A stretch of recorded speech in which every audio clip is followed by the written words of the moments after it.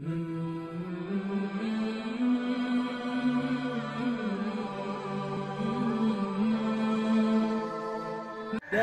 দেখেন 44 ইঞ্চি সিনা পুরাটাই আমাদের মন। যত কাফের মুশরিক নাস্তিক বুঝতে চায়, একবার না হাজার বার বুঝাতে আমরা প্রস্তুত আছি। আল্লাহু আকবার।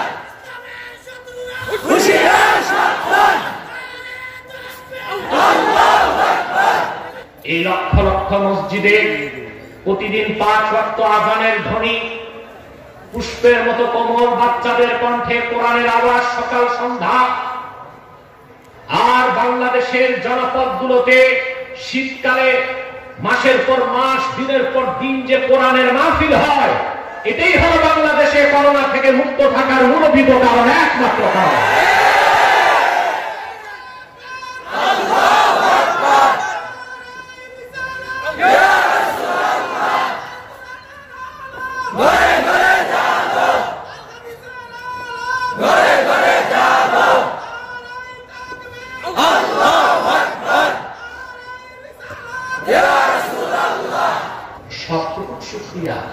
আল্লাহ সুবহানাহু ওয়া তাআলার জন্য যিনি আজকে এই মুতাবাররাত মাহফিলে আমাদেরকে আসার অবসর তৌফিক দয়া করে ভিক্ষা দান করেছেন। সেজন্য আসুন আমরা সকলে একবার অবনত চিত্তে হৃদয়ের আবেগ অনুভূতি বিচার করে সমবেত কণ্ঠে বলি আলহামদুলিল্লাহ। অগণিত অসংখ্য দরুদ ও সালাম আল্লাহ সৃষ্টির প্রধান আকর্ষণ, বিশ্ব সভার সভাপতি, সকল নবী রাসূলগণের মাথার তাজ, শামসুল হিদায়াত, বদরুদ্দুজা, সাইয়্যিদুস সাকালাইন, ইমামুল মুরসালিন, খাতামুন নবিয়্যিন ওয়াল মুরসালিন, আফতাবে নবুওয়াত, শাহনশাহে রিসালাত, সরকারে দো জাহান, সুলতানুল মদিনা, নবিয়ুল আম্বিয়া, হুজুরে আকরাম, নূরে মুজাসসাম, নূরুন আলা নূর, سيدنا حبيبنا شفيعنا مولانا محمد صلى الله عليه وسلم الله جل ذكره وعم نواله যাকে আজ থেকে ১৫০০ বছর আগে প্রেরণ করেছেন সর্বশ্রেষ্ঠ ও সর্বশেষ নবী ও রাসূল হিসেবে, যার পরে আজ পর্যন্ত পৃথিবীতে অবশ্যই কোন প্রকার নবী কিংবা রাসূল অবশ্যই আসে নাই, অবশ্যই এখনো নাই, অবশ্যই কিয়ামত পর্যন্ত আসবে না। সম্মানিত সুধী, আমরা আজকে সূরাতুল বাকারার শুরু থেকে কয়েকটি আয়াত তেলাওয়াত করেছি। খুব সংক্ষেপে নির্ভরযোগ্য মুফাসসির ও মুহাদ্দিসগণের দৃষ্টিকোণ থেকে এই কয়েকটি আয়াতকে কেন্দ্র করে আমরা কিছু কথা শোনার চেষ্টা করব। যদি আল্লাহ পাক আমাকে আপনাদেরকে মেহেরবানি করে তৌফিক দান করেন, বলুন আল্লাহুম্মা আমিন। ভূমিকাতে ছোট্ট একটি কথা, আমরা এখানে যারা এসেছি, বসেছি, আসার পেছনে বসার পেছনে আমাদের কোনো পার্থিব স্বার্থ নেই। আমরা এসেছি কেবলমাত্র আল্লাহ ও তার হাবিবের সন্তুষ্টি অর্জন করার জন্য। ঠিক আছে? দ্বিতীয় কথা, এই যে ওয়াজ মাহফিলে এসেছি, ওয়াজ মাহফিল করলে লাভ কি হয়, এটা প্রশ্ন। আজ তো একটা খুব নাম করা চ্যানেল এসেছিল আমার কাছে দরবার শরীফে। চ্যানেলগুলো আমাকে ডাকে, কিন্তু ঢাকা যে চ্যানেলে কথা বলে বাড়ি এসে কাজ করা সম্ভব না। যেতে 2 ঘন্টা, আসতে 2 ঘন্টা, 4 ঘন্টা তো আমার কাছে নেই। যারাই আসে আমার কাছে, আমি তাদেরকে দরবার শরীফে ডেকে আনি, তারা তাদের ইনস্ট্রুমেন্ট নিয়ে আসে। প্রশ্ন উঠতেছে, করোনার মধ্যে এত মাহফিল কেন হচ্ছে, কি দরকার, আসলে কি লাভ? আপনি একটু চিন্তা করেন যে মাহফিল করে লাভ কি হয়। কোরআনের মাহফিল যত বেশি হয়, ব্যক্তির কল্যাণ, সমাজ কল্যাণ, রাষ্ট্রের কল্যাণ তত বাড়ে। ব্যক্তির কল্যাণ, আপনি যতক্ষণ কোরআন কারীমকে কেন্দ্র করে বসে থাকবেন, ঈমান বাড়তে থাকবে। এটা আমার কথা না, সহিহ আল বুখারী প্রথম খণ্ডে কিতাবুল ঈমানে তারজামাতুল বাবে ইমাম বুখারী মুআয বিন জাবাল রাদিয়াল্লাহু তাআলা আনহু থেকে একটি হাদিসের অংশ এনেছেন। হযরত মুআয বিন জাবাল রাদিয়াল্লাহু তাআলা আনহু ওনার ছাত্র আসওয়াদ বিন হেলালকে ডেকে বললেন, ইজলিস বিনা নুকমিন সাআতান, আসো আমরা একটু বসি, কোরআন হাদিস বলি এবং শুনি, ঈমানটাকে বাড়াই। ইজলিস বিনা নুকমিন সাআতান, আসো আমরা একটু বসি, কোরআন হাদিস শুনি এবং বলি, ঈমানটাকে বৃদ্ধি করি। তাহলে কোরআন হাদিস শুনলে এবং শোনালে পারস্পরিক ঈমান বাড়তে থাকে। সুবহানাল্লাহ। এটা ব্যক্তির কল্যাণ। কার কল্যাণ? ঈমানের চেয়ে বড় তো সম্পদ আমাদের নেই, ঠিক কিনা? আমি সবসময় বলি, ব্যক্তির চেয়ে দল বড়, দলের চেয়ে দেশ বড়, দেশের চেয়ে আমার ঈমান ও ইসলাম বড়, ঠিক কিনা? প্রিয় ভাই বন্ধুগণ, তাহলে ওয়াজ মাহফিল হলে ঈমান বাড়ে। কি হয়? যিনি বক্তা তারও ঈমান বাড়ে, শ্রোতার ঈমান বাড়ে। দুই, সমাজ কল্যাণ হয়, সমাজের কল্যাণ বাড়ে। মাহফিলগুলোতে যারা আসে তারা কোরআন সুন্নাহ থেকে দিক নির্দেশনা পায়। অপেক্ষাকৃত যারা মাহফিলগুলোতে আসে না, নৈতিকভাবে তাদের চরিত্র একটা উন্নত হয়, ঠিক কিনা? আল্লাহ তাআলার ভয় তাদের অন্তরে জাগ্রত হয়, অপরাধ প্রবণতা কমতে থাকে, এর মাধ্যমে সমাজের নৈতিক অবক্ষয় রোধ হয় আর সমাজ কল্যাণ বেড়ে যায়। তিন নাম্বার হচ্ছে, যে জনপদে কোরআন হাদিস আলোচনা হয় সেই জনপদে আল্লাহর রহমত এবং বরকতের দরজাগুলো খুলে যায়। আল্লাহ রাব্বুল আলামিন বলেছেন, ওয়ালাউ আন্না আহলাল কুরা আমানু ওয়াত্তাকাউ লাফাতাহনা বারাকাতিন মিনাস সামাই ওয়াল আরদ।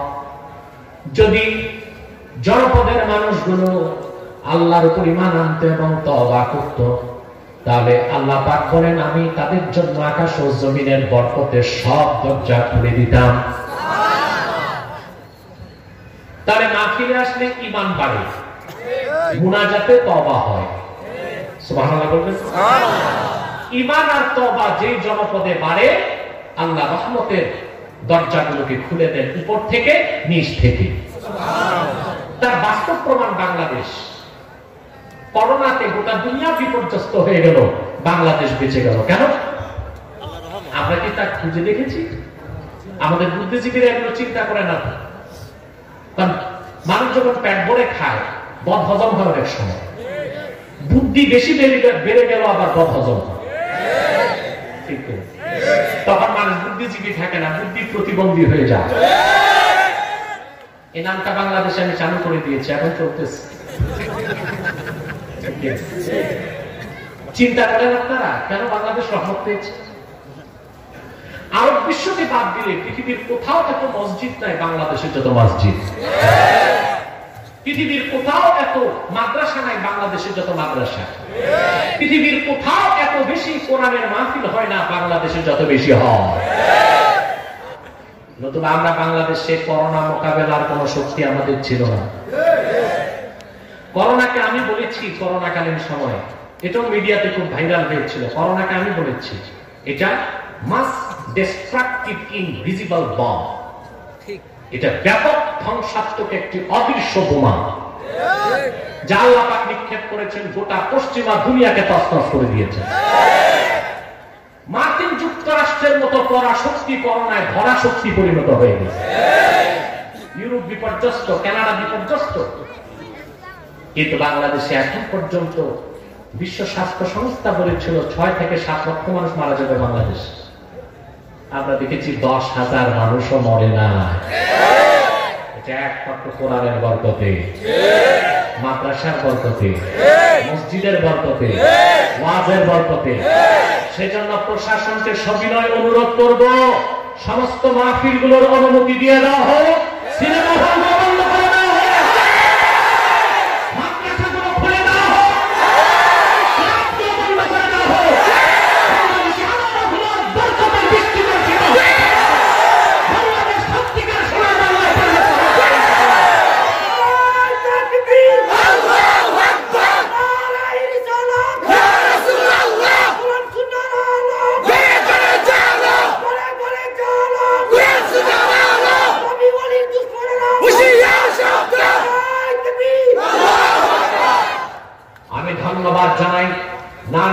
পুলিশ সুপারকে, ফতুল্লাহ থানার ভারপ্রাপ্ত কর্মকর্তাকে, সবচেয়ে বেশি আমাদের নিজাম ভাইকে, যাদের ঐকান্তিক প্রচেষ্টা আজকে মাহফিলটি সফল হচ্ছে।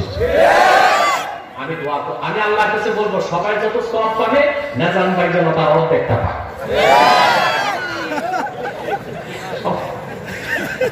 কোরআন হাদিসের পক্ষে যে থাকুক সে আমার ভাই, তার দল কি দেখার দরকার নাই, তার রং কি দেখার দরকার নাই, ঠিক কিনা বলে? একমাত্র মুসলমান অসাম্প্রদায়িক, আর সকল ধর্মের লোক ইচ্ছাই হোক অনিচ্ছাই হোক সাম্প্রদায়িক। মুসলমান শুধু মুসলমানের জন্য না, গোটা বিশ্বের কল্যাণে এসেছে। এই যে আমরা এসেছি, বসেছি, খুশি আছেন? দুদিন যাবত তো ওয়াজ শুনেছেন। আজকে এলাকার পিওর মানুষগুলো চলে এসেছে, সবার মাথায় টুপি, আলহামদুলিল্লাহ। নামাজি মানুষগুলো এসেছে, ঠিক কিনা? ভিড় তো অনেক জায়গায় হয়, মাছের বাজারও হয়, স্বর্ণের দোকানও হয়। দুই ভিড়ে পার্থক্য আছে। মাছ কেনার ক্রেতা, স্বর্ণ কেনার ক্রেতা, পার্থক্য আছে। কোরআন থেকে যারা কথা শুনে, হাদিস শুনে, সহিহ আকীদার মানুষের মুখে হামদ নাচ শুনে, সেটা স্বর্ণের টুকরা হয়ে যায়। আল্লাহ কবুল করুন, মঞ্জুর করুন। রাত বেশি হয়ে গেছে, আমি এবার মূল আলোচনায় যাচ্ছি। আল্লাহ পাক মানুষের চূড়ান্ত সফলতার কথা কোরআনে বলেছেন। সফলকে আমরা সফলতা চাই। আল্লাহ পাক কারা সফল সে কথাটি কোরআন কারিমে বলে দিয়েছেন।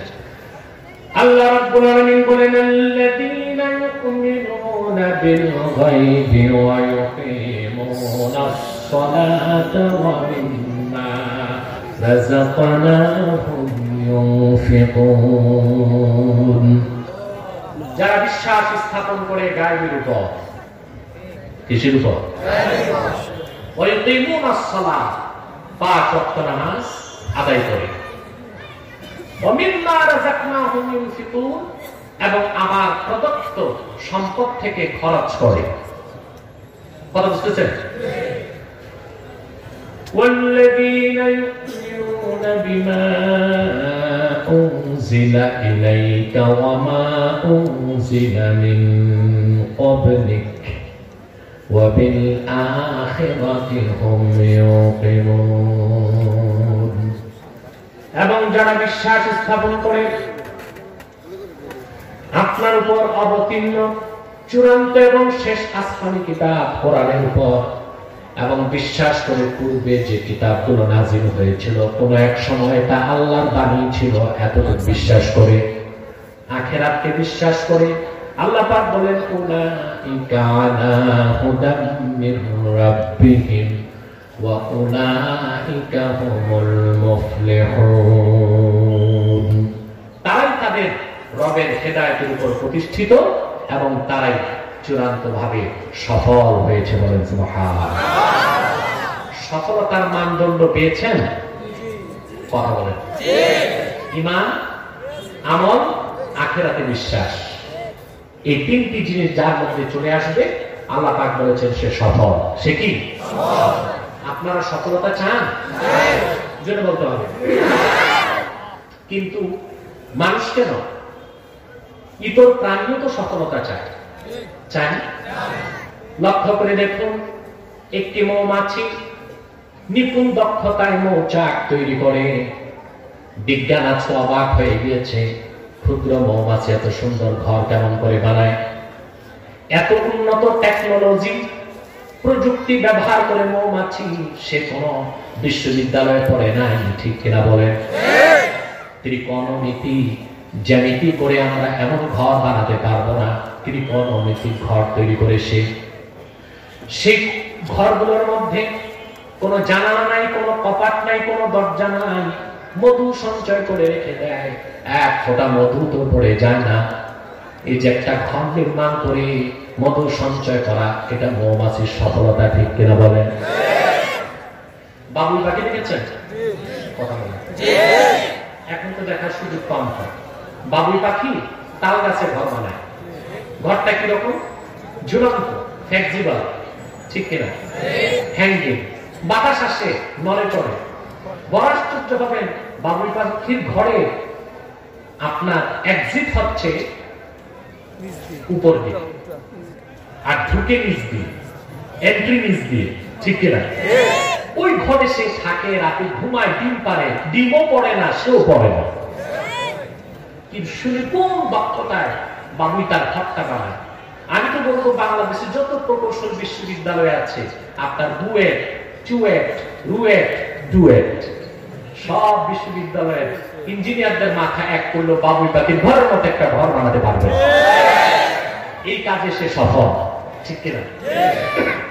বিড়াল একটি গাছে উঠতে চেষ্টা করে, একবার পারে না, দুইবার পারে না, তিনবার, শতবার চেষ্টা করে সফল হয়। তার মানে প্রতিটি ইতর প্রাণীও তার জীবনে সফলতা চায়। মানুষ কি সফলতা চায় না? আপনারা চান না? কিন্তু দুঃখজনক বিষয়, পৃথিবীর মানুষগুলো সফলতার জন্য সঠিক জায়গায় পৌঁছতে পারে না। বিভিন্ন মতবাদ, মতাদর্শ, ইসলাম, তন্ত্রমন্ত্রকে তারা অনুসরণ করে, মানব রচিত খেয়াল তামাশাপূর্ণ মতাদর্শের অনুসরণ করে তারা ব্যর্থ হয়ে যায়। ইহকাল পরকালের সফলতার একমাত্র গ্যারান্টি দিতে পারে আল কোরআন। দিতে পারে সেই সফলতার কথা। কে সফল, কে ব্যর্থ, আল্লাহ পাক কোরআন কারীমে স্পষ্ট করে দিয়েছেন। সূরা বাকারার শুরুতেই বলেন সুবহানাল্লাহ। আল্লাহ পাক বলেন আল্লাযীনা ইউমিনুনা বিল গায়ব, যারা বিশ্বাস স্থাপন করেছে গায়বের উপর। কিসের উপর? এটা ঈমান। এটা কি? যারা বলেন কি? ঈমান। সফলতার মূল চাবি ঈমান। যার ঈমান নাই তার চেয়ে ব্যর্থ, তার চেয়ে বিপর্যস্ত, তার চেয়ে ভাগ্য বিপন্ন আল্লাহর আকাশের নিচে আর কেউ হতে পারে না। পারে না। সফলতার প্রথম চাবি কি? ঈমান। ভাই একটু জোরে বলেন ঈমান। ঈমান। যার ঈমান নাই তার কিচ্ছু নাই। যার ঈমান নাই তার ধন সম্পদ, তার প্রজ্ঞা, তার মেধা, তার ডিগ্রি, তার চাকরি কিচ্ছু কাজে আসবে না। ঈমান ছাড়া আপনি যত ভালো কাজ করেন ওটা ভালো কাজ হবে না, ওটা মরীচিকা। ওটা কি?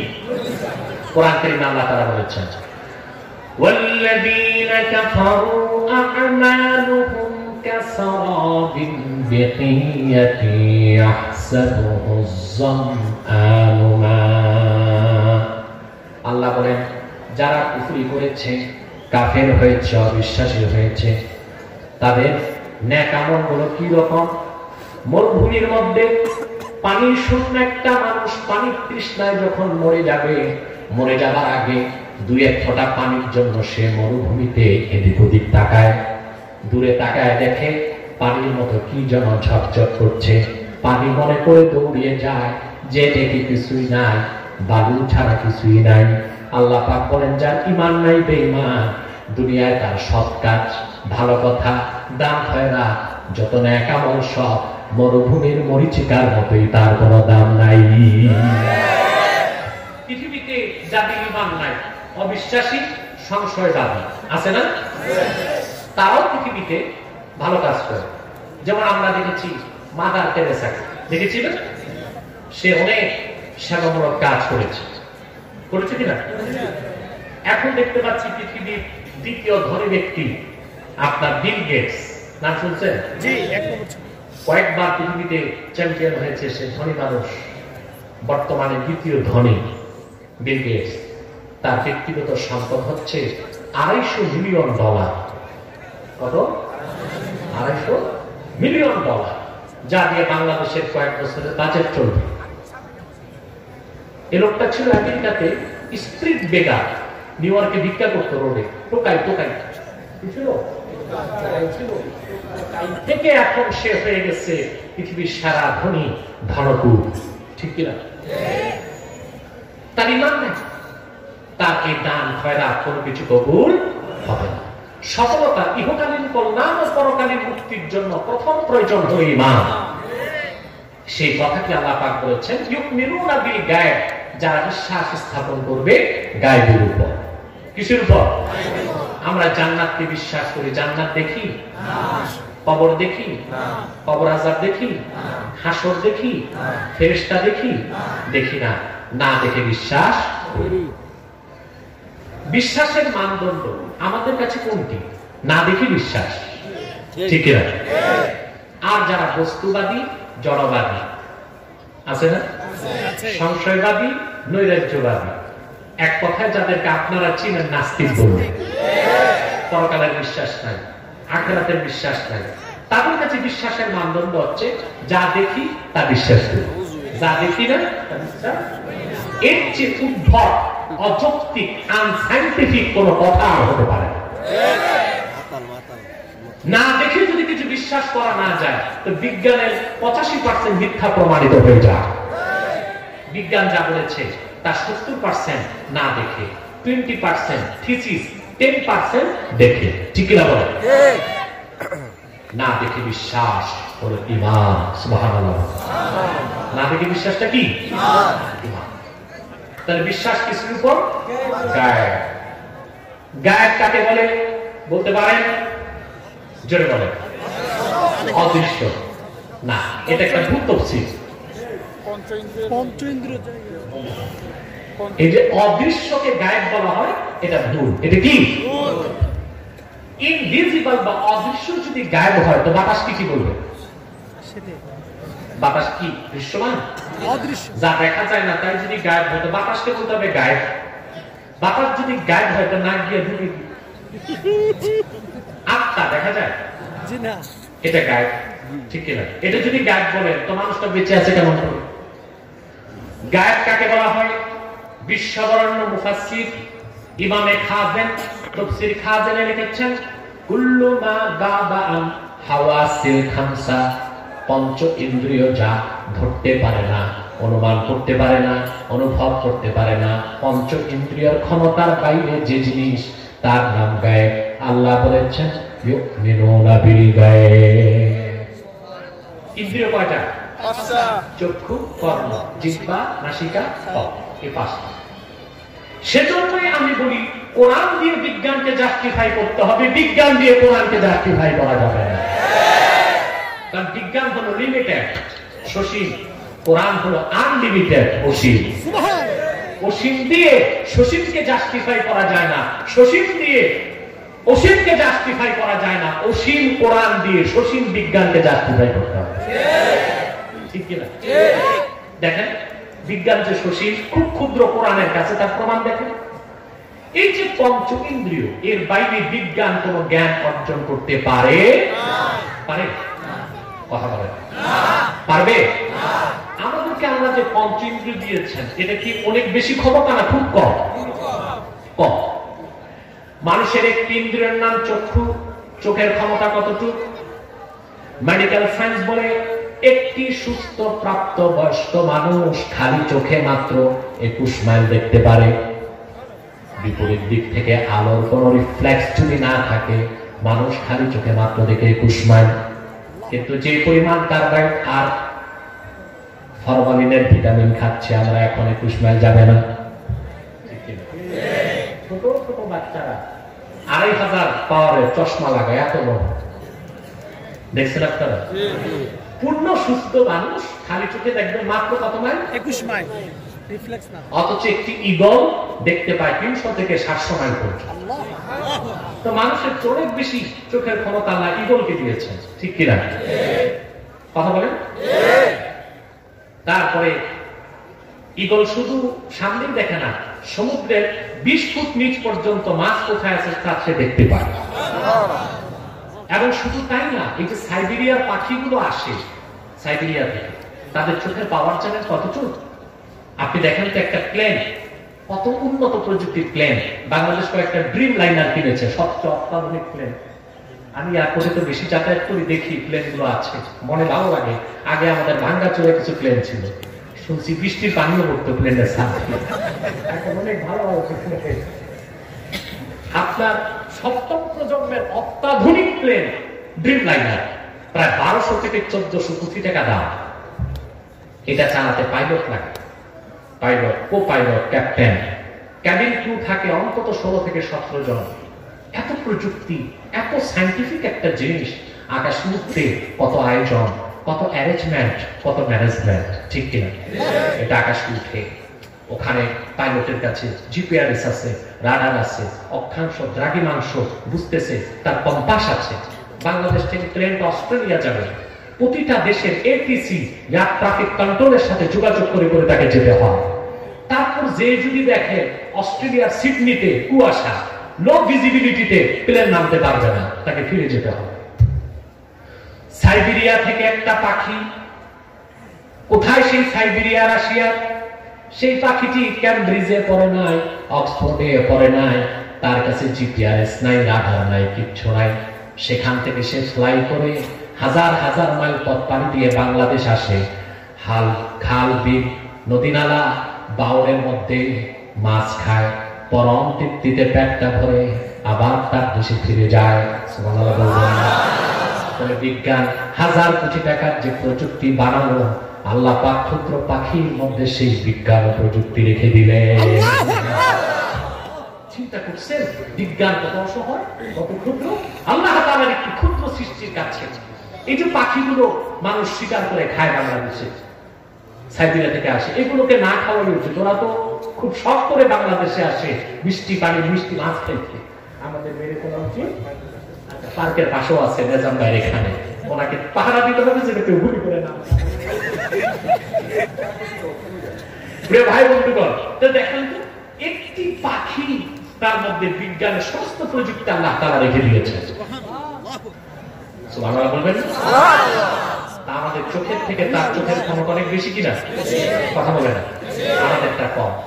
পঞ্চেন্দ্রের আরেকটা হলো কান। কানের ক্ষমতা কতটুকু? কান কতটুকু শুনতে পায়? এই যে কি আমি শব্দ করেছি, শুনেছেন? কেন শব্দটা কেন শুনবেন? পদার্থবিজ্ঞান বলে এই বস্তুটি আমি আঘাত করাতে বস্তুটি কম্পন সৃষ্টি করেছে বাতাসে, বাতাসের ঢেউ এই কম্পনটা আপনার কানে পৌঁছেছে বলে আওয়াজটা পেয়েছে। পদার্থবিজ্ঞান বলে যে জিনিসের কম্পাঙ্ক সেকেন্ডে 20,000-এর বেশি, সেই তীব্র আওয়াজ কোনো মানুষ শুনবে না। আর যে জিনিসের শব্দের কম্পাঙ্ক সেকেন্ডে 20-এর কম, সেই ক্ষীণ আওয়াজ মানুষ শুনবে না।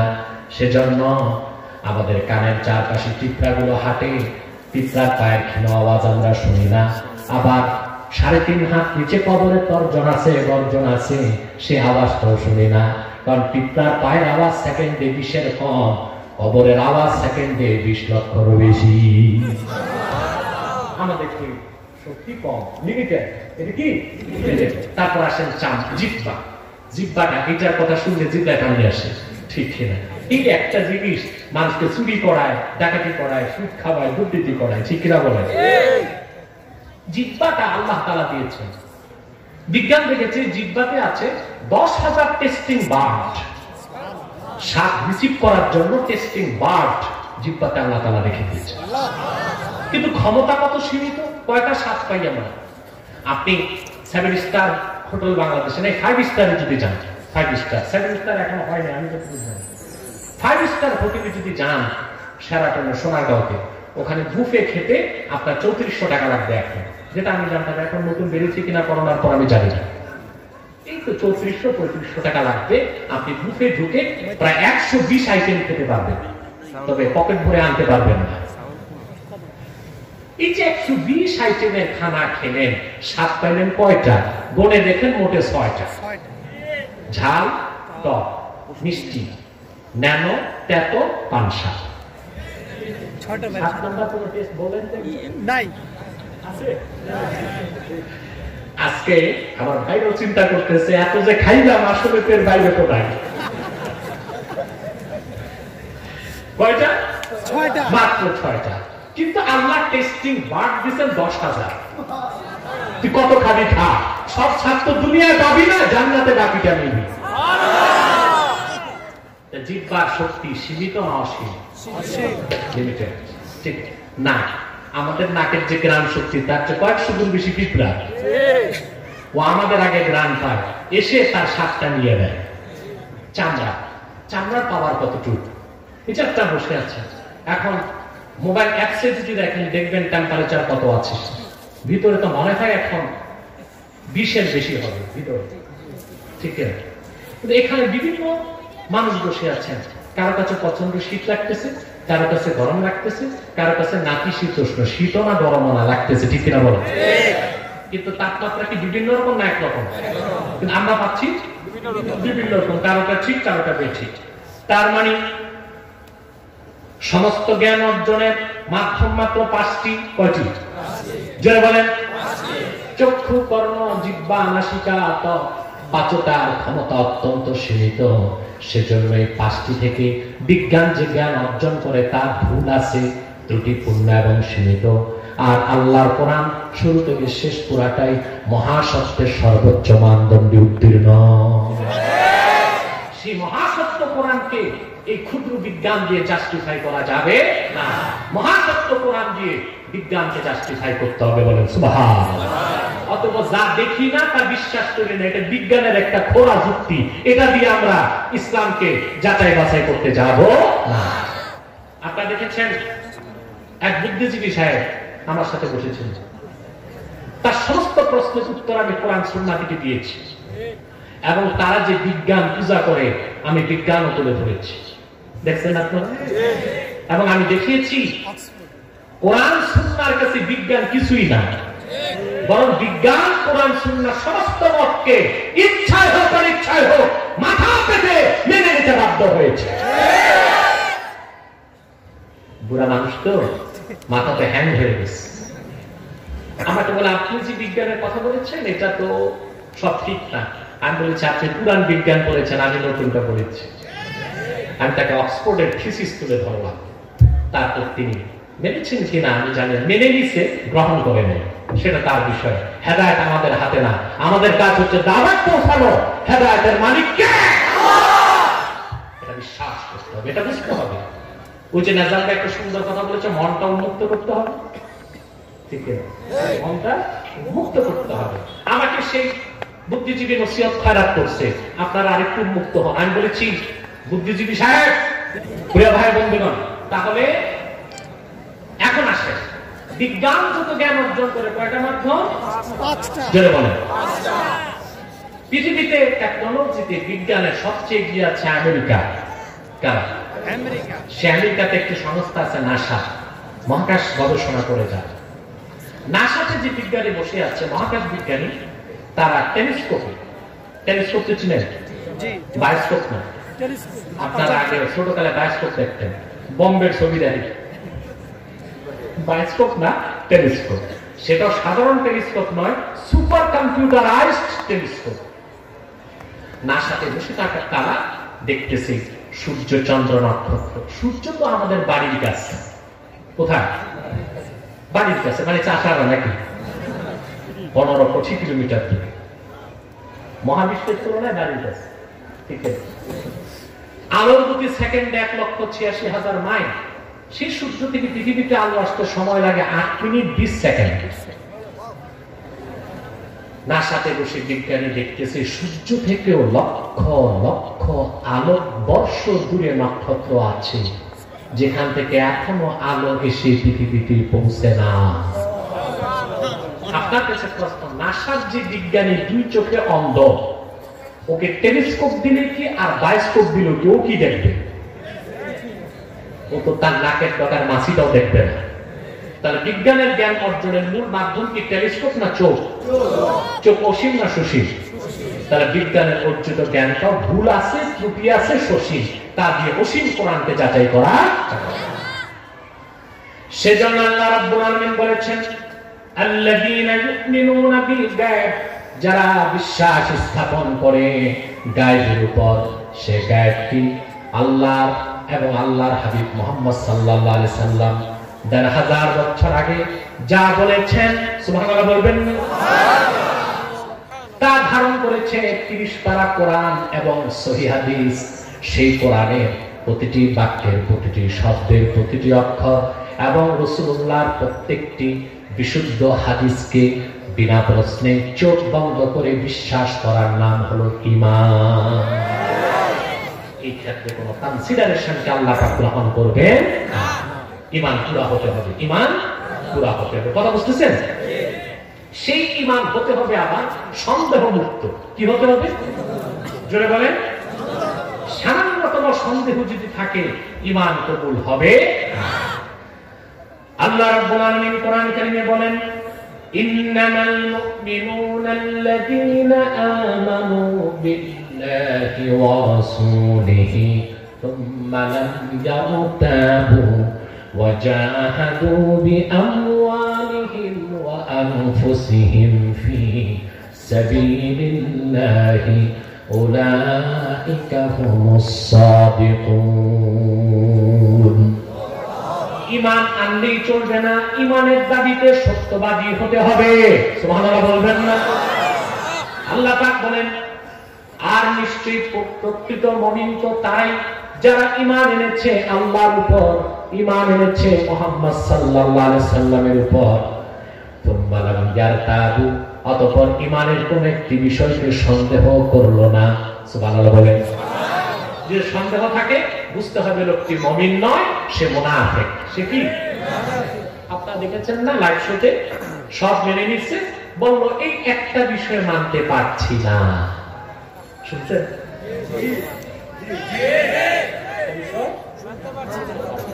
বলেছে আমি তাকে যখন আবার দলিল দিয়ে বুঝালাম, সে হেসে মাথা নত করে মেনে নিয়েছে। কিন্তু তার মাথা নেড়েছে, মন মেনেছে কিনা আমি তো জানি না, আমি তো আর অপারেশন করতে পারি না। বাংলাদেশের ইতিহাসে কোন লাইভ শো প্রেজেন্ট ওয়াচিং এত হয় নাই, প্রায় 60,000-এর মতো মানুষ একসাথে দেখেছে। আলহামদুলিল্লাহ। এই যে সন্দেহ, কোরআন কারীমের কিছু বুঝতে না পারা কোরআনের দুর্বলতা নয়, দুর্বলতা আমার বুঝে, আমার মাথা, আমার চিন্তা, ঠিক কিনা বলেন? তোর কোরআন যা বলেছে 1000 বছর আগে, বিজ্ঞানটা এখন খুঁজে পাচ্ছে। কোরআনে এমন কথাও আছে, আলহামদুলিল্লাহ আমি পড়ি, আমি বুঝি, যা পেতে বিজ্ঞানকে আরো 1000 বছর অপেক্ষা করতে হবে। আমাদের অনেক আগে নিজাম ভাইরা এসএসসি পাস করেছেন, অন্তত 10-15 বছর আগে, অনেক আগে। ওনারা এসএসসি তে পড়েছেন, নবম দশম শ্রেণীতে, আমরাও পড়েছি যখন, তখন আধুনিক বিজ্ঞান পেয়েছি। 70 দশকের আগে বিজ্ঞান বইতে আমরা পড়তাম, আমাদের লোকজন পড়তো সূর্যটা তার পক্ষে দৌড়ায়। বিজ্ঞান পেয়েছিল তার একটা গতি। কয়টা গতি? একটা গতি। কিন্তু এখন বিজ্ঞান বলছে যে না, সূর্যের 2টা গতি, একটা পক্ষে দৌড়ায় আর একটা অক্ষে ঘুরে। অক্ষে দৌড়ায়, অক্ষে ঘুরে। কোরআন 1500 বছর আগে বলেছে ইদাশ শামসু কুবিরাত। সুবহানাল্লাহ। কাওয়ারা ইতাওয়িরু, তাকবীর মানে পেঁচানো। এই যে পাগড়ি আমরা পেঁচাই না, পাগড়ি এক জায়গায় থেকে ঘুরে না, জায়গায় জায়গায় যায়। আমার মাথাকে কেন্দ্র করে ঘুরে। এই জন্য পাগড়ির বর্ধিত অংশকে আরবিতে বলা হয় কুরে এমামা। কি বলা হয়? বিজ্ঞান 1970 সালে পেল যে সূর্য তার পক্ষে দৌড়ায়, অক্ষেও ঘুরে। অক্ষে ঘুরে বলেই দিন রাত হয়। সূর্য দৌড়ায় তার পক্ষে, আর অক্ষেও দিন রাত ঘুরছে, তা কোরআন 1000 বছর আগে বলে দিয়েছে। বিজ্ঞান পেয়েছে 1970 সালে। তাহলে সেই কোরআনের কিছু যদি বুঝতে না পারা যায়, সেটা কোরআনের ভুল নয়, সেটা বুঝার ভুল। ঠিক কিনা? বুঝতে পারছেন? আল্লাহ পাক বলেছেন ইউমিনুনা বিল গায়ব, যারা বিশ্বাস স্থাপন করে গায়বের উপর, এই ঈমান আনার ক্ষেত্রে কোনো সন্দেহের অবকাশ রাখা যাবে না।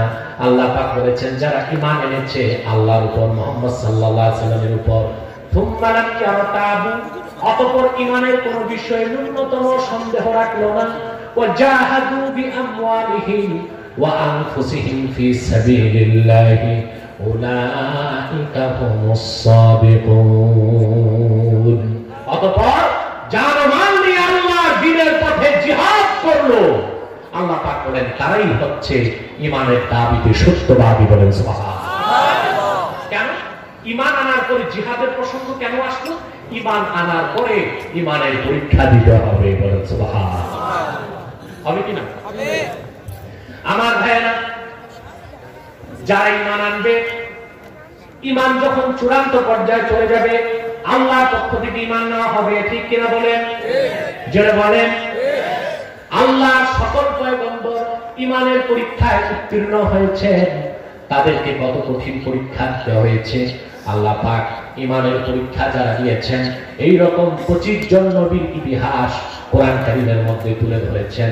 সবচেয়ে বিপ্লবী ইতিহাস পাওয়া যায় মুসলিম জাতির জনক হযরত ইব্রাহিমের মধ্যে। বলেন সুবহানাল্লাহ। তিনি ইরাকের বাবেল নগরীতে তার জন্ম। ইতিহাসের যে শহরের নাম বেবিলন, সেই বাবেল নগরীতে তিনি বড় হলেন, যেই দেশের এক্সিকিউটিভ ছিল কুখ্যাত স্বৈর শাসক নমরুদ, নাম শুনেছেন আপনারা? ওই দেশের প্রতিটি মানুষ ছিল জড়বাদী। কেউ নক্ষত্রের পূজা করত, কেউ চাঁদের পূজা করত, কেউ সূর্যের পূজা করত, কেউ আগুনের পূজা করত।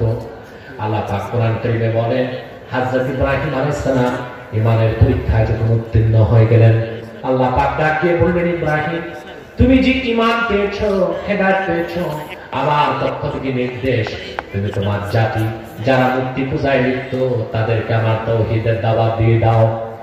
ইব্রাহিম আলাইহিস সালাম দেখলেন এমন এক জনপদে তার জন্ম, যেখানকার শাসক নিজেই অগ্নি পূজারী, মানুষগুলো কেউ চন্দ্র পূজারী, কেউ নক্ষত্র পূজারী, কেউ সূর্যের পূজারী, কেউ আগুনের পূজারী। তিনি ঈমানের পরীক্ষায় দেবার জন্য প্রস্তুত হয়ে গেলেন।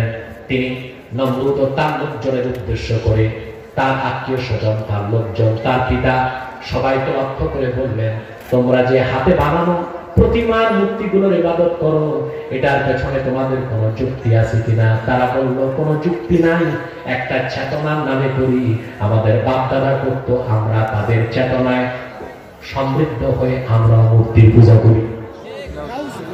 তিনি তাদেরকে দলিল দিলেন, প্রমাণ দিলেন যে না, আল্লাহ ছাড়া কারোর সামনে মস্তক নত করা যাবে না।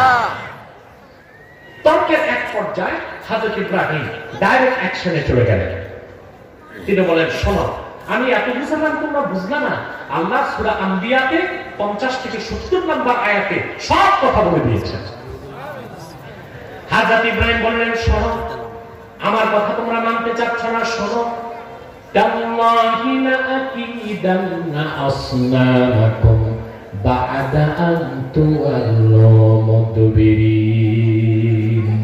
ঠিক আছে, আমি কঠিন সিদ্ধান্ত নিয়ে নিলাম, তোমরা তোমাদের পূজা মণ্ডপ থেকে বাড়ি গেলেই তোমাদের এই হাতে বানানো খোদা নামের বেহুদাগুলোর ব্যাপারে আমি চূড়ান্ত সিদ্ধান্ত গ্রহণ করব।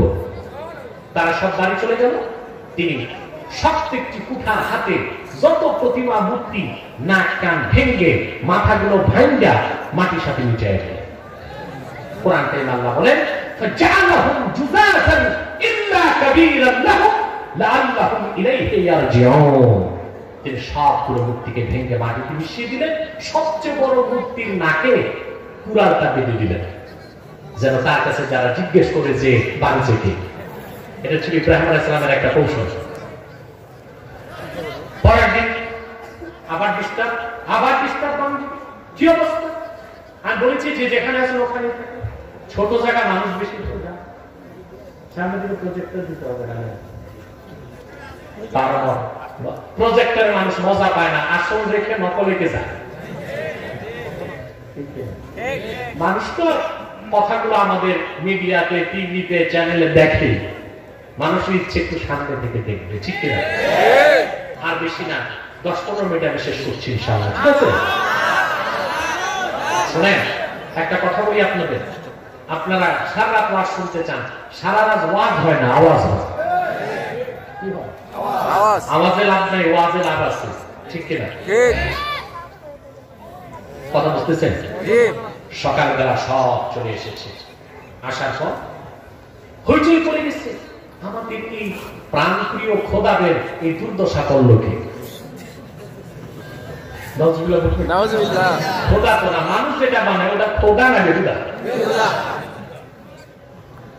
সবাই বলতে লাগলো, আমাদের দেশে একজন যুবক আছে, যে যুবকটি মূর্তি পূজার বিরোধিতা করে,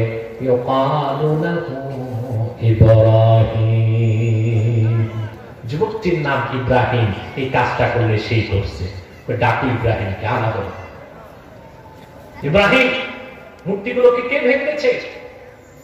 হযরত ইব্রাহিম বললেন, এখানে যে বড় সে করেছে।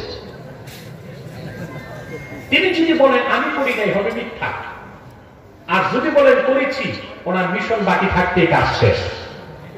এটা তিনি কৌশল করলেন। কি করলেন? কথা 3 প্রকার, একটা সিদ্ক সত্য, আরেকটা কাযিব মিথ্যা, আরেকটি মাঝখানে কৌশল বেঁচে যাওয়ার, তার নাম তাওরিয়া। তার নাম কি? এটা ব্যাখ্যা ইমাম বায়জাবি লিখেছেন, আল্লাযী ইয়াহতামিলুল মা'নায়াইন, যে কথা দুইটি অর্থ রাখে, একটি বাইরে একটি মনে।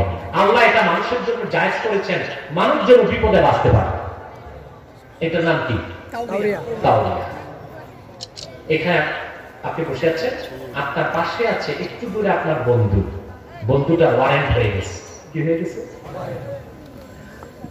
ওসি সাহেব আপনাকে ফোন দিয়েছে মনে করি যে ভাই বল্টু আছে কিনা।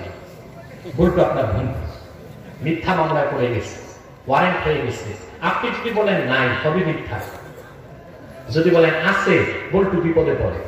ইসলাম চায় একটি মানুষ আরেকটি মানুষকে বাঁচায় যায়। যদি তারপরে চিন্তা বললেন স্যার বল্টু আমার থেকে একটু দূরে, মনে আছে 2 হাত দূরে। আপনি মিথ্যা থেকে বেঁচে গেলেন, বল্টু মামলা থেকে বেঁচে গেলেন। এর নাম তাওরিয়া। এর নাম কি? তাওরিয়া। আল্লাহ যদি তাওরিয়া না রাখতেন, সবচেয়ে বেশি বিপদে পড়তেন আপনারা বউয়ের কাছে। এদের সময় থাকে না, আপনাকে আবদার করে বসবে আমার জন্য 70,000 টাকার শাড়িটা আনো। কি যেন আছে, বেনারসি না আনারসি। বেতন পান 50,000 টাকার শাড়িটা 70,000 টাকা দিলেন করতে। আপনার সুদ খাইতে হবে না চুরি করতে হবে? ঠিক কিনা বলেন? এখন আপনাকে বাঁচতে তো হবে। আপনি বাজার থেকে আনলেন আপনার মন মতো শাড়ি, তারপর তাকে দিলেন, বললো কি এটা 70 নাকি? তারপরে বললেন আরে যেটা সবচেয়ে ভালো লাগছে আমার তো ওই থেকে আছে। আপনি বেঁচে গেলেন মিথ্যা থেকে, তার মনটা খুশি হয়ে গেল। ঠিক কিনা বলেন? ভাই বন্ধুগণ, ইব্রাহিম আলাইহিস সালাম বললেন এখানে যে বড় সেটা, তারা ধরে নিল বড় মূর্তিটাকে বলতেছে। তারা বলে মূর্তি কি কথা কয়? ইব্রাহিম আলাইহিস সালাম পাইলেন সুযোগ, যে কথা শোনেও না বলেও না, এটা তো খোদা হইতে পারে। ইমানের পরীক্ষা শুরু হলো হযরত ইব্রাহিমের। নমরুদের কাছে খবর চলে গেল, হযরত ইব্রাহিমকে গ্রেফতার করা হলো। নমরুদের ক্যাবিনেট মন্ত্রী পরিষদ দিয়ে এসে বসেছে, ইব্রাহিম আলাইহিস সালামের ব্যাপারে কি সিদ্ধান্ত নেওয়া যায়।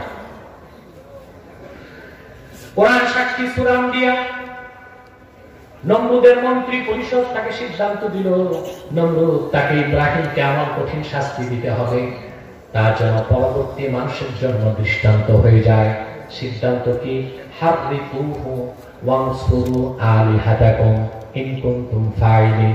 যদি কিছু করতে চাও তাহলে হযরত ইব্রাহিমকে পাকড়াও করে আগুনে জ্বালিয়ে তাকে নিঃশেষ করে দাও। হযরত ইব্রাহিম আলাইহিস সালাম ভয় পেলেন না, বিচলিত হলেন না, কারণ ঈমান যার যত বেশি তার পরীক্ষাও তত বেশি। বলেন সুবহানাল্লাহ। বিরাট অগ্নিকুণ্ড খনন করা হলো। তাবারিখে এসেছে নমরুদের দেশের মহিলারা মান্যত করলো, যদি ছেলে ভালো হয় 2 মণ লাকড়ি নিয়ে ইব্রাহিমকে জ্বালাতে জমা করবে। এভাবে দিক বিদিক থেকে লাকড়ি জমা হতে লাগলো। বিশাল অগ্নিকুণ্ড নির্মাণ করে আগুন প্রজ্বলন করা হলো। আগুনের লেমিহান শিখা দাউ দাউ করে আকাশের দিকে উদ্গত হচ্ছে, উত্তাপ চতুর্দিক ছড়িয়ে গেছে। এখন বিপদ, কাছে যাবে কে আর ইব্রাহিম আলাইহিস সালামকে আগুনে ফেলবে কে? বিপদ না? কথা বলেন। হাফিজ ইবনে কাসির রাহমাতুল্লাহ কাসাসুল কোরআন লিখেছেন, তখন নমরুদের দেশে এক প্রকৌশলী ছিল, তার নাম হচ্ছে হুজান। কি না? সে একটি যন্ত্র বানানো ইব্রাহিম আলাইহিস সালামকে আগুনে ফেলার জন্য। যন্ত্রটার নাম এসেছে তাফসীরে মিনজানিক। কি না? মিনজানিক। আমাদের দেশে অনেক বক্তা না জেনে বলে চরক গাছ, এগুলো ফালতু কথা, কিতাব ছাড়া কথা। ওটা কাঠের কামান, কাঠের কামান। মিনজানিক যার বহুবচন মাজানিক। কাঠের কামান তৈরি করা হলো, ইব্রাহিম আলাইহিস সালামকে বসানো হলো কাঠের হাতুড়ির মধ্যে, হাত পা বেঁধে, সামনে আগুন জ্বলছে। কিছুক্ষণ পর তাকে আগুনে ফেলে দেওয়া হবে। আল্লাহ রাব্বুল আলামিন মুসলিম জাতির জনক হযরত ইব্রাহিমের ঈমান কত মজবুত, ঈমানের পরীক্ষা নেবার জন্য আল্লাহ পাক জিবরিলকে পাঠিয়ে দিলেন। এখনো পরীক্ষা, পরীক্ষার পর পরীক্ষা। ঈমান যত বাড়বে পরীক্ষা তত বাড়বে। ঠিক কিনা বলেন? হযরত ইব্রাহিম বসে আছেন, কাঠের হাতল ঘুরতেছে, রশি টানা হচ্ছে, রশি কেটে দিলে তিনি আগুনে ঝাঁপিয়ে পড়বেন। হযরত জিবরিল এসে হযরত ইব্রাহিমের সামনে দাঁড়িয়ে বললেন, ইব্রাহিম আমি আল্লাহর সবচেয়ে মুকাররাব ফেরেশতা, আমার নাম জিবরিল, আমার 600 পাখা আছে, একটিবার পাখা ঝাপটা দিলে আগুন 9 নম্বর সব মেসাকার হয়ে যাবে। আলাকা হাজাতুন ইয়া ইব্রাহিম, বলেন সাহায্য লাগবে কিনা? আমি আসছি। আল্লাহর পয়গম্বর হযরত ইব্রাহিম বললেন, জিবরিল, সাহায্যের তো প্রয়োজন আমার আছে, আমিও তো বাঁচতে চাই, কিন্তু তোমার কাছে আমার পাল্টা প্রশ্ন, হাজাতুন ইলাইকা আও ইলাল্লাহ, সেই সাহায্যটা কি তোমার কাছে চাইবো না আমার মালিক আল্লাহ তাআলার কাছে চাইবো? তুমি বলে দাও। সুবহানাল্লাহ। পরীক্ষা পাস না ফেল? পাস। সুবহানাল্লাহ। এবার হাতল ঘুরছে, জিবরিল মুচকি হেসে চলে গেলেন যে ক্যান্ডিডেট পাস, ইমানের পরীক্ষা পাস। এবার হাতল ঘুরছে, রশি কেটে দেওয়া হলো। হযরত ইব্রাহিম ঝাঁপিয়ে পড়লেন আগুনে। সহিহ বুখারীতে এসেছে, আগুন হযরত ইব্রাহিমের দেহ মুবারক স্পর্শ করার আগে হযরত ইব্রাহিম পড়তে লাগলেন, হাসবিয়াল্লাহু ওয়া নি'মাল ওয়াকিল, নি'মাল মাওলা ওয়া নি'মান নাসীর। পড়েন আপনারা সবাই, হাসবিয়াল্লাহু ওয়া নি'মাল ওয়াকিল, নি'মাল মাওলা ওয়া নি'মান নাসীর। হযরত ইবনে আব্বাস রাদিয়াল্লাহু তাআলা আনহুমা বর্ণনা করেছেন, হাসবিয়াল্লাহু ওয়া নি'মাল ওয়াকিল ক্বালাহা ইব্রাহিম হিনা উলকিয়া ফিন্নার। হযরত ইব্রাহিমকে যখন আগুনে ফেলে দেওয়া হয়েছে তখন তিনি আল্লাহ সাহায্যের জন্য এই কথাটা বলেছিলেন। সেজন্য আল্লাহর হাবিব সাল্লাল্লাহু আলাইহি ওয়াসাল্লাম শিক্ষা দিয়েছেন, যদি আপনি সকালে 7 বার ফজর নামাজের পরে আর যদি মাগরিবের পর 7 বার করতে পারেন, ফাইন তাওয়াল্লাউ, পড়েন ফাইন তাওয়াল্লাউ ফাকুল হাসবিয়াল্লাহু লা ইলাহা ইল্লা হুয়া আলাইহি তাওয়াক্কালতু ওয়া হুয়া রাব্বুল আরশিল আযীম। সকালে 7 বার, সন্ধ্যায় যদি 7 বার পরে আল্লাহ তাআলা রহমতের চাদর দিয়ে আপনার প্রতিরক্ষার ব্যবস্থা নিশ্চিত করে দিবেন। হত্যাকারীর হত্যা, নিন্দুকের নিন্দা, হিংসুকের হিংসুক, জালিমের রক্তচক্ষু আপনার কোনো ক্ষতি করতে পারবে না যদি সকালে 7 বার পরে আর বিকালে 7 বার পরে। সুবহানাল্লাহ। সমস্যা তো এক জায়গায়, নামাজই পড়েন না। নামাজ পড়লে না 7 বার পড়বে। আল্লাহ আমাদেরকে নামাজি বানাক করুন। চলে গেলেন ইব্রাহিম আলাইহিস সালাম আগুনে। কোথায়? আগুনে। তাবারিতে এসেছে, ইবনে জারির তাবারি রওয়ায়াত করেছেন, একটি বর্ণনায় 3 দিন, আরেক বর্ণনায় 7 দিন, আরেক বর্ণনায় 40 দিন হযরত ইব্রাহিম আগুনের কুণ্ডলিতে বসবাস করলেন। সবচেয়ে প্রসিদ্ধ গ্রহণযোগ্য মত 7 দিন তিনি থাকলেন। হযরত ইব্রাহিমের পিতৃব্য আযার নাম শুনেছেন আপনারা? জি। প্রাসাদের ছাদে উঠে তামাশা দেখতে দাঁড়িয়ে আছে। ইব্রাহিমের কি হলো একটু দেখা যাক। হঠাৎ করে তিনি দেখতে পেলেন, উপর থেকে ছাদে দাঁড়িয়ে দেখলেন, প্রাসাদ থেকে তাকিয়ে দেখলেন আগুনের কুণ্ডলীর নিচে সবুজ বাগিচায় হযরত ইব্রাহিম হাঁটতেছেন, আনন্দ করছেন। তখন আফসোস করে বলল, নে'মার রাব্বুক রাব্বুকা ইয়া ইব্রাহিম। আসলে ইব্রাহিম তোমার রবই একমাত্র সত্য, তাতে সন্দেহ নাই। তিনি সর্বোত্তম প্রতিপালক এবং তার বান্দার প্রতি রক্ষাকারী। বলেন সুবহানাল্লাহ। নির্ধারিত সময়ে হযরত ইব্রাহিম বেরিয়ে আসলেন আগুন থেকে। আগুন থেকে বেরিয়ে আসার পরে অসংখ্য মানুষ মূর্তি পূজা ছেড়ে দিল, কিন্তু নমরুদ হেদায়েত হয় নাই। তারপর অনেক কথা, আমি সেই দিক যাচ্ছি না। তিনি পরিশেষে তার দেশ ছাড়লেন, হিজরত করে চলে গেলেন ফিলিস্তিন। ইমানের পরীক্ষায় তিনি উত্তীর্ণ হয়েছেন। এভাবে প্রত্যেক নবী ইমানের পরীক্ষায় উত্তীর্ণ হয়েছেন। কিন্তু আশ্চর্য হবেন, সবচেয়ে বেশি ইমানের পরীক্ষায় যারা উত্তীর্ণ হয়েছেন তারা আর কেউ নয়, আমার আখির নবী নূর নবী মুহাম্মদ সাল্লাল্লাহু আলাইহি সাল্লামের সম্মানিত সাহাবীগণ ঈমানের পরীক্ষায় যে দৃষ্টান্ত স্থাপন করেছেন, পূর্বের কোন নবী কিংবা তার উম্মত তা দেখাতে পারে নাই। হাদিসের পাতায় সম্রাট করে তা লেখা আছে। হযরত বিলাল রাদিয়াল্লাহু তাআলা ঘটনা আপনারা জানেন, ঠিক কিনা? হাবশী গোলাম ঈমান আনলেন তিনি, তার মুরিদ ছিল উমাইয়া ইবনে খালাফ। কি নাম? এই উমাইয়া ইবনে খালাফ ছিল কুরাইশদের second in command. First in command ছিল আবু জেহেল, আর সে ছিল সেকেন্ড ইন কমান্ড, অর্থাৎ নেতা, আর এটা নেতার চামুন্ডা। এটা কাজ করতো আবু জেহেলের হুকুমে। সে হযরত বেলালকে টর্চার করতে লাগে, প্রতিদিন মারে। ইতিহাসে এসেছে বাবলা গাছের বিষাক্ত কাঁটা দিয়ে টুপি তৈরি করে হযরত বেলালের মাথায় সে গেঁথে দিয়েছে। রক্ত পড়তে লাগলো, বেহুশ হয়ে যান, আবার হুঁশ ফিরে আসে। হাদিস সাক্ষী, একদিন উমাইয়া বিন খালাফ খেজুর গাছের পাকানো রশি হযরত বেলালের গলার মধ্যে দিয়ে পেঁচালেন, পাহাড় থেকে ফেলে দিলেন, টেনে টেনে তারে নিয়ে আসলেন পাহাড় থেকে মরুভূমিতে। বিষাক্ত গাছের কাঁটায় হযরত বেলালের দেহের বস্তুগুলো ছিন্ন হয়ে গেল, রক্তাক্ত হয়ে গেলেন তিনি। মরুভূমির মধ্যে এনে হাত পা বেঁধে জ্বলন্ত অঙ্গার বিছিয়ে তারপর হযরত বেলালকে শুইয়ে দিল, বুকের উপর একটা পাথর রাখলো। তারপর বলল, বেলাল তুমি একটি কাজ যদি করতে পারো, তোমাকে শুধু মুক্তি করে দিব না, গোলাম থেকে আজাদ করে দিব। সেটা হলো মুহাম্মদ সাল্লাল্লাহু আলাইহি ওয়াসাল্লামের দ্বীনের কলেমা তুমি প্রত্যাহার করে নাও। হযরত বেলাল যে জবাব দিয়েছেন, আরবের কবি কাব্যের ভাষায় তা লিখেন। বেলাল জবাব দিয়েছেন, রে উমাইয়া শুনে না, লাকাল জিসমুল্লাযী মুল্লিকতা মিন্নি ওয়া লিল্লাহিস সারাইর ওয়াল উকুল।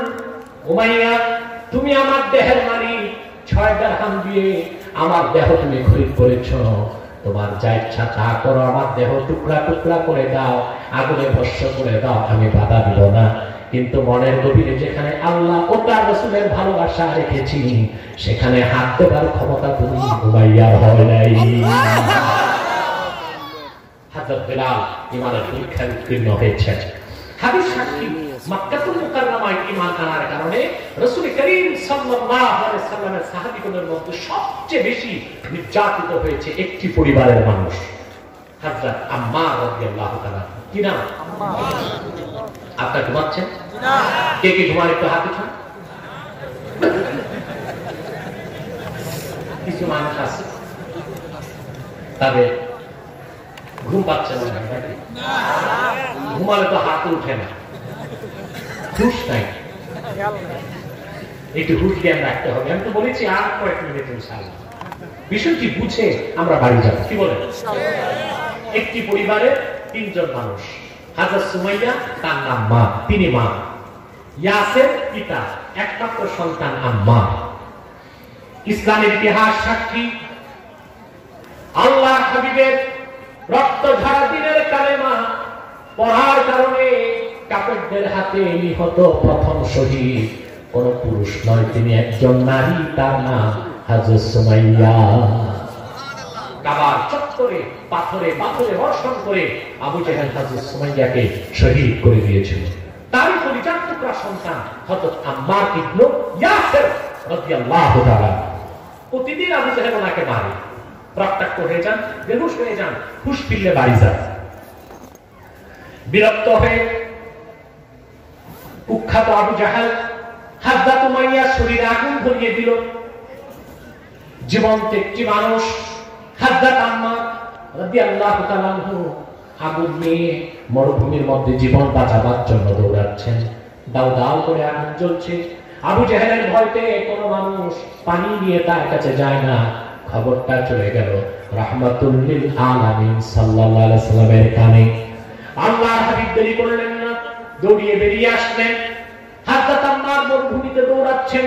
হাদিস সাক্ষী, রাসূলুল্লাহ আম্মারের সামনে দাঁড়িয়ে আগুনকে ধমক দিয়ে বললেন, ইয়া নারু কুনি বারদাও ওয়া সালামান আলা আম্মারিন কামা কুনতি আলা ইব্রাহিম। রাসূলুল্লাহ আগুনকে ধমক দিয়ে বললেন, রে আগুন, তুমি আমার আম্মারের জন্য শান্তিদায়ক ঠান্ডা হয়ে যাও, যেভাবে আরেকবার হয়েছিল আমার দাদা ইব্রাহিমের জন্য। হাদিস সাক্ষী, রাসূলুল্লাহর ধমকের সঙ্গে সঙ্গে আম্মার বিন ইয়াসিরের শরীরের আগুন আল্লাহ করে দিলেন পানি। সাহাবায়ে কেরাম ইমানের পরীক্ষায় উত্তীর্ণ হয়েছে।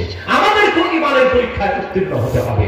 আমরা উত্তীর্ণ হতে চাই, সেই জন্য সন্দেহযুক্ত ইমানে চলবে না। সন্দেহযুক্ত ইমান মানে ফরমালিন যুক্ত মুসলমান, তাতে চলবে না। আমাদের হতে হবে ফরমালিন মুক্ত মুসলমান। সেজন্য একটি পরীক্ষা আমাদের জন্য রেখেছেন, জিহাদ। সেটা কি? আল্লাহ বলেছেন, ওয়াজাহাদু বিআমওয়ালিহিম ওয়া আনফুসিহিম ফি সাবিলিল্লাহ। প্রকৃত মুমিন তাই ইমানের পরীক্ষায় যখন উত্তীর্ণ হয়ে যায়, আল্লাহ দ্বীনের জন্য তারা জান মাল দিয়ে জিহাদ করতে প্রস্তুত হয়। সুবহানাল্লাহ। সেই জিহাদ মানে আইএসের জিহাদ না। বোমা একটা নিলেন, সস্তা পুকুরে মারলেন, 20টা মানুষ ভর্তা বানায় দিলেন, এটা জিহাদ? আমি 6 বছর আগে যে কথা বলেছি, এই বিদায়ী প্রেসিডেন্ট ট্রাম্প নাকি ড্রাম কি জানেন, সেই কথাটা সে বলেছে। আমি 6 বছর আগে বলেছিলাম, আমার লেকচার শুনেছেন আপনারা, এটাও মিডিয়াতে খুব ভাইরাল ছিল। আমি বলেছিলাম আইএস, যেটা আইএস জিহাদের কথা বলছে, তারা যুক্তরাষ্ট্রের প্রোডাক্ট, ইসরায়েলের প্রোডাক্ট। এই আইএস এর প্রত্যেকটা অস্ত্রের গায়ে লেখা আছে, অস্ত্রের গায়ে, it is the property of United state of America. এটা আমেরিকার নিজস্ব সম্পদ। আমি মানুষকে বলতাম তখন, ইসলাম ও মুসলমানের চিরশত্রু মার্কিন যুক্তরাষ্ট্র খেলাফত প্রতিষ্ঠায় আইএস কে অস্ত্র দিল কেন?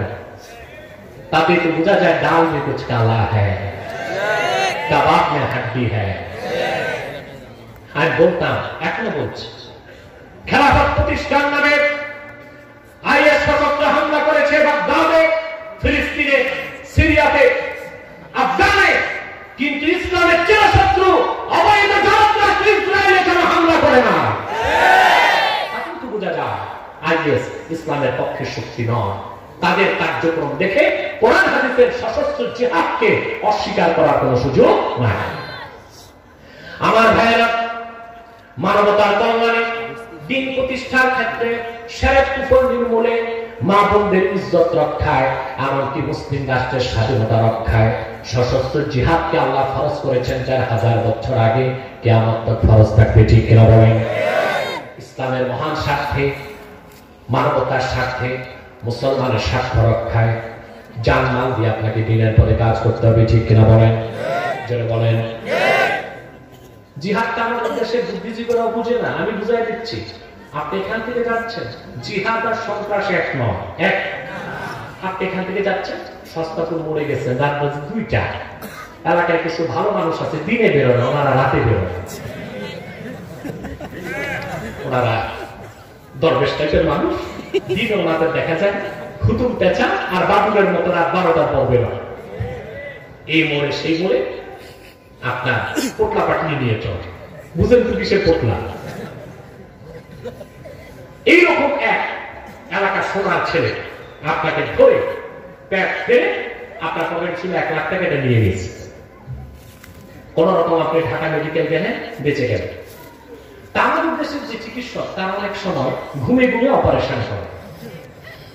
তো সেলাই করার আগে বস একটা ডাক্তার পেটে রেখে দিচ্ছে। আপনার বস কই? পেটে। 1 বছর পরে এটা টিউমার হয়ে পেট ফুলে গেছে। গেছেন ডাক্তার, ডাক্তার আপনাকে ইনভেস্টিগেশন করে বলল যে আপনার পেটে 10 সের ওজনের টুকরা সাইজের একটা টিউমার আছে। এখন এটা নিয়ে আপনি থাকবেন, অপারেশন করবেন। অপারেশন করতে কোথায় যাবেন? ওই পল্লী চিকিৎসকের কাছে, পশু ডাক্তারের কাছে? কোথায়? কমসে কম তো ঢাকায় স্কয়ার বেড়াতে যাবেন, টাকা থাকলে। আর না থাকলে আমাদের নারায়ণগঞ্জের 200 শয্যা বিশিষ্ট আন্তর্জাতিক মামলা হাসপাতাল থেকে আছে, এখন ডাক্তার মনে করুন আপনি গেলেন প্রাইভেট ক্লিনিকে, ডাক্তার আপনাকে সবকিছু বলে দিল যে আপনার অপারেশন, কেবিন ভাড়া সবকিছু নিয়ে 1 লাখ টাকা লাগবে। ওটি অপারেশন থিয়েটারে নেওয়ার আগে ডাক্তার আপনার থেকে সিগনেচার নিল। ডাক্তার পেট কেটে অপারেশন করতে, মরে গেলে দায়ী আপনি সিগনেচার করলেন, ঠিক আছে। অপারেশন হলো, 3 দিন পর বেরিয়ে আসলেন, কাউন্টারে 1 লাখ টাকা দিয়ে আসলেন। বলুন তো ভাই, সস্তা মোড়ে ওই যে এক সন্ত্রাসী ছুরি দিয়ে আপনার পেট কেটে 1 লাখ টাকা নিল সেই কাজ, আর ঢাকা মেডিকেলে ডাক্তার ছুরি দিয়ে পেট কেটে নিল 1 লাখ 2 কাজ। দেখতে তো এক কাজ কি এক কিনা? একটির নাম ডাকাতি আর একটির নাম ডাক্তারি। কোন জায়গায় কি ব্যবহার আছে? ছুরি। একটি ডাকাতি আর একটি ডাক্তারি। ডাক্তারি। যুক্তরাষ্ট্র সমাজবাদী, গণতন্ত্রবাদী, পুঁজিবাদী, সোশ্যালিজম, কমিউনিজম প্রতিষ্ঠা করতে যে পৃথিবীতে প্রথম বিশ্বযুদ্ধ হয়েছে, দ্বিতীয় বিশ্বযুদ্ধ হয়েছে, যুক্তরাষ্ট্র তার সাম্রাজ্যকে বিস্তার করতে যে শুধু গালফ রাষ্ট্রগুলোতে মধ্যপ্রাচ্যে 22 লক্ষ মানুষ হত্যা করেছে, আফগানে লক্ষ লক্ষ মুসলমান হত্যা করেছে, ভিয়েতনামে 20 লক্ষ মানুষ হত্যা করেছে। এর নাম সন্ত্রাস। ইসলাম যেটা করে সেটার নাম সন্ত্রাস।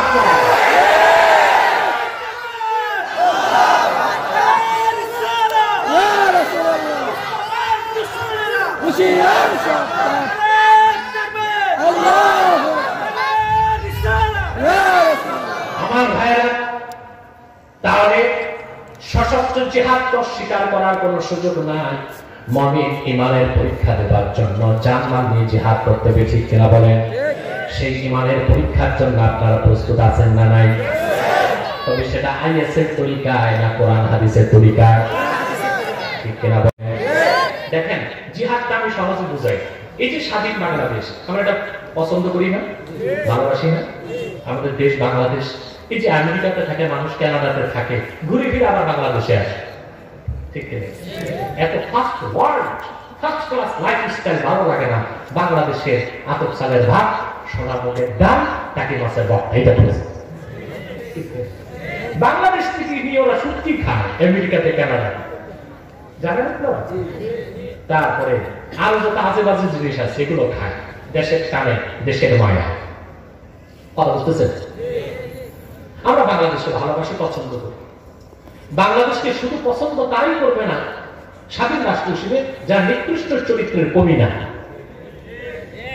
এখন এই দেশটিতে খোদা না খাস্তা মনে করুন আমাদের কোন শত্রু রাষ্ট্র যদি প্রবেশ করে আমাদের স্বাধীনতার সার্বভৌমত্বকে নষ্ট করার জন্য, তখন বাংলাদেশে যে সেনাবাহিনী আছে তা 1 লক্ষের মতো। কত? শুধু তাদের পক্ষে কোন সাম্রাজ্যবাদী শক্তিকে রোধ করা সম্ভব হবে না। আমরা কি বসে থাকবো না? আমরাও বেরিয়ে যাবো খালি হাতে, না কিছু একটা নিবে। সেনাবাহিনীর উদ্দেশ্য হবে যুদ্ধ করবে তারা বাংলাদেশের স্বাধীনতার সার্বভৌমত্ব রক্ষার জন্য, আর মুসলমান অস্ত্র হাতে যুদ্ধ করবে ইসলামের সমহান স্বার্থ রক্ষা এবং স্বাধীনতা রক্ষায়। নিয়তের কারণে সেনাবাহিনীটা হবে যুদ্ধ, মুসলমানেরটা হয়ে যাবে জিহাদ। ভাষায় পার্থক্য, ভাষায় পার্থক্য।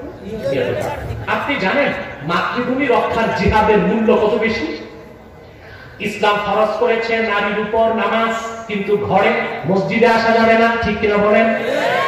কোন ক্ষেত্রে ইসলাম নারীর উপর জিহাদকে ফরজ করে না, কিন্তু একটি ইসলামী স্টেট, ইসলামী রাষ্ট্রের স্বাধীনতা রক্ষায় নারীর উপর ইসলাম জিহাদ ফরজ করে দিয়েছে।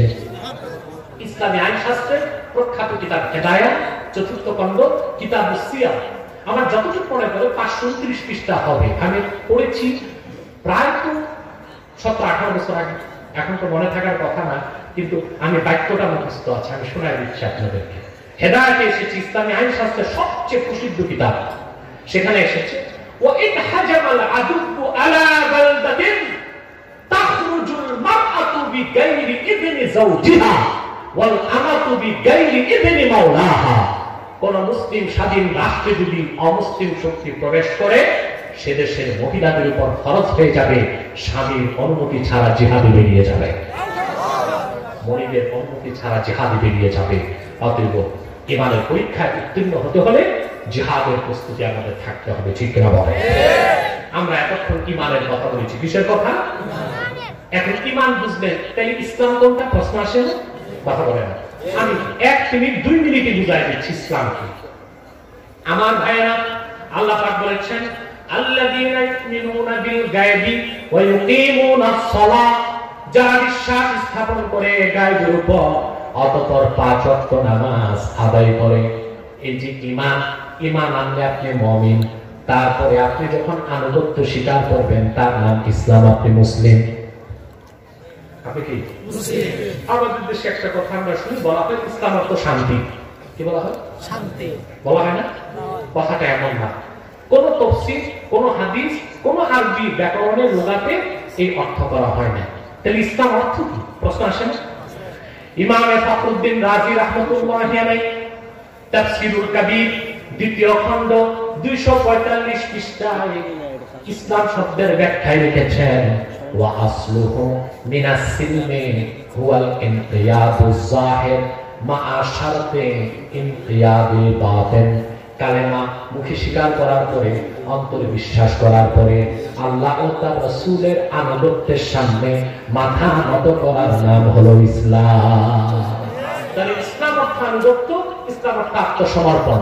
তবে আল্লাহ তার রাসূলের বিধানকে মেনে নিলেই দুনিয়া আখিরাতে শান্তি, এই অর্থে ইসলাম অর্থ শান্তি হতে পারে। এটা একটা ব্যাখ্যা সাপেক্ষ বিষয়, ঠিক কিনা বলেন? তাহলে ঈমান, ঈমানের পর কি? ইসলাম। আগে কি? বলতে হবে তারপরে কি? ইসলাম। আপনি যে মুমিন হলেন, ঈমান আনলেন, মুমিন হবার পরে আপনি যে মুসলিম, তার প্রথম সিগনিফিকেশন হলো নামাজ। এই জন্য আল্লাহ ঈমানের পরে বলেছেন সালাত। ঈমানের পরে কি? সালাত। 5 ওয়াক্ত নামাজ পড়তে হবে। ঈমানটা দেখা যায় না, এটা অন্তরের বিষয়। কিন্তু আপনি আসলে যে মুমিন, মুসলিম হিসেবে পরিচয় দিতে আপনাকে প্রথমেই লাগবে নামাজ। কি লাগবে? নামাজ, সালাত। পড়েন সালাত? আপনি তো নামাজ পড়েন?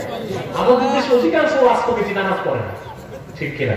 মনে করে শেষ মুনাজাতে দোয়া তো আসি, বেহেশতে আমি না গেলে কে যাবে না, এটা চলবে না। আমাদের 5 ওয়াক্ত নামাজ পড়তে হবে, ঠিক কিনা বলে?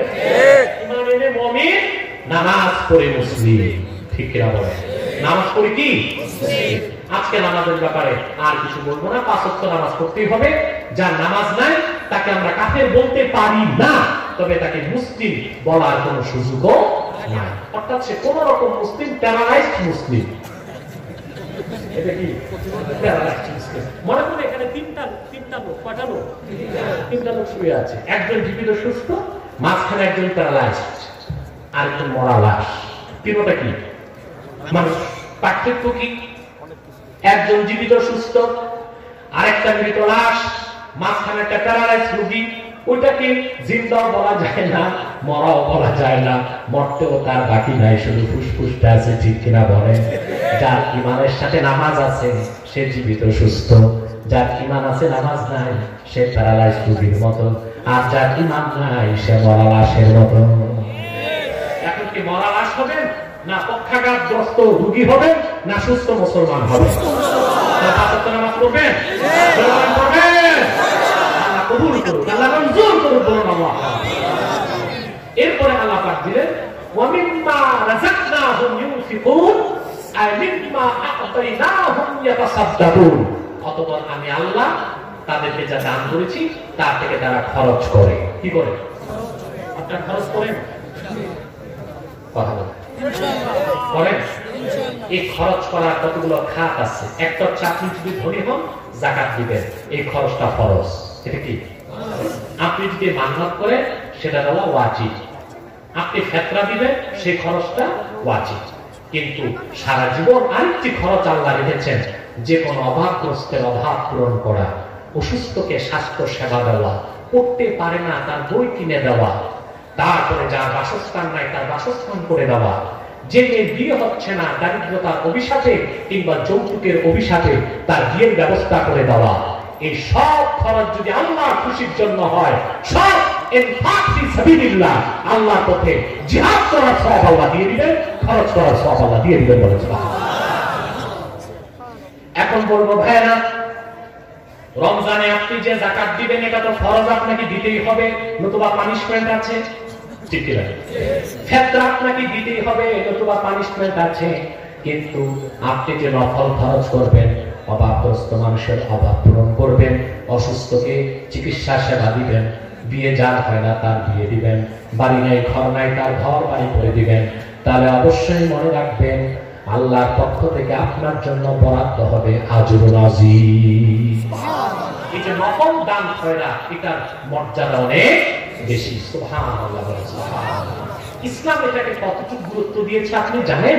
আপনি চিন্তা করতে পারবেন? সহিহ বুখারী কিতাবুল ঈমানের হাদিস, খুব সম্ভবত 5 কি 6 পৃষ্ঠায় হাদিসটি আছে। এক সাহাবী এসে রাসূলুল্লাহকে প্রশ্ন করলেন, আইয়ুল ইসলামে আফজাল, হে প্রিয় রাসূল, ইসলামের কোন আমলটি উত্তম? আল্লাহর হাবিব জবাব দিলেন, তুতইমুত তাআমা ওয়া তাকরাউস সালামা আলা মান আরাফতা ওয়া মান লাম তারিফ। তুমি অভাবী মানুষকে খাওয়াবে, ইতআমুত তাআম করবে, আর যাকে চিনো চিনো না, যদি মুসলিম হয় তাকে সালাম দিবে। এটা ইসলামের সর্বোত্তম আমল। এখানে একটি সূক্ষ্ম ব্যাখ্যা আছে।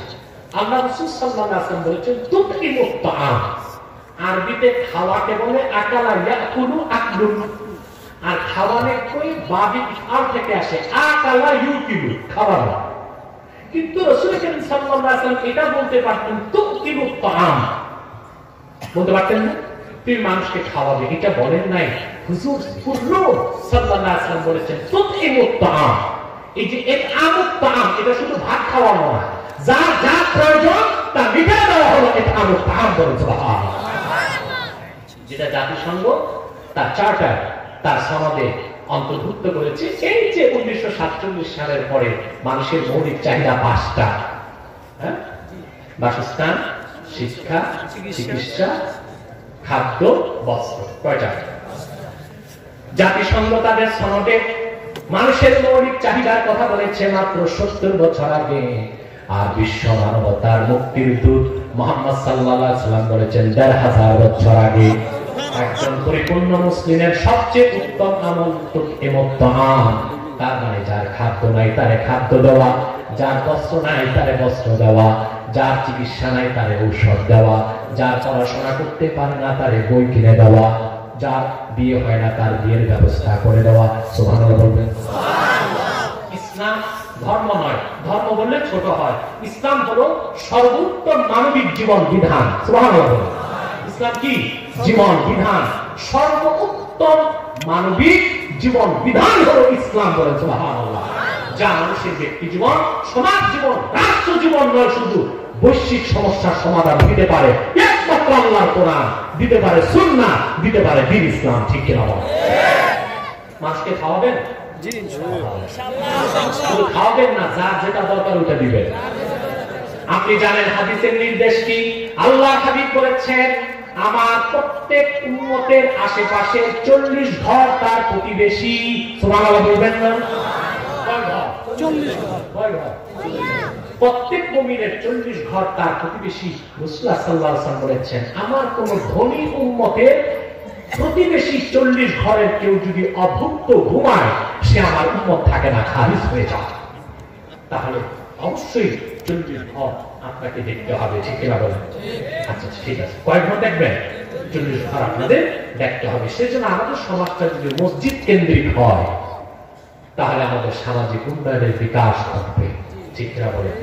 এলাকাবাসী বসবেন, মসজিদকে কেন্দ্র করে আশেপাশে 40টি ঘরের মানুষের চাহিদা ধনী মুসলমানগণ মিটায় দিবে, আর ইমাম সাহেব প্রধান উপদেষ্টা হবে। ঠিক কিনা বলেন? আপনার ইমাম সাহেবকে সবচেয়ে অবমূল্যায়ন করেন এই জায়গায় না, সারা বাংলাদেশে মুসল্লিরা ইমামদের কদর মর্যাদা করতে পারে না। আমি দেখেছি সারা বাংলাদেশে দারওয়ানের বেতন 7000 টাকা, গ্রাম দেশি ইমামের বেতন 3500 টাকা। দারওয়ানের সমান বেতন দেখেন ইমামদের। তারপরে কি উদর কিন্দি বুদর খায়, যত দোষ ইমাম সাহেব। আফসোস লাগে যে পেশাব করে পানি নেয় না, তার দুর্নীতি ইমাম সাহেবের দিকে। ইমাম সাহেব পেশাব করে পানি নিয়েছে কিনা, ঢিলা নিয়েছে কিনা, আবার ফালাফালি করছে পানি দেয় না। দেখি ইমাম সাহেব পানি নিয়েছে কিনা, ঢিলাও নিয়েছে কিনা, আবার ফালতো একটা দিছে কিনা। না, ইমাম সাহেবের এইভাবে অবমূল্যায়ন করবেন না। সামাজিক ভাবে মসজিদ কেন্দ্রিক সমাজ গঠন করুন। আল্লাহর কসম, সমাজের প্রতিটি মানুষ নামাজি হবে, পরহেজগার হবে, কোন দারিদ্রতা থাকবে না, দুঃখ কষ্ট থাকবে না, উন্নত সমাজ পাবেন। সেখানে নেশা থাকবে না, সন্ত্রাস থাকবে না, সহিংসতা থাকবে না। ঠিক কিনা বলেন? আল্লাহ কবুল করুন, আল্লাহ মঞ্জুর করুন।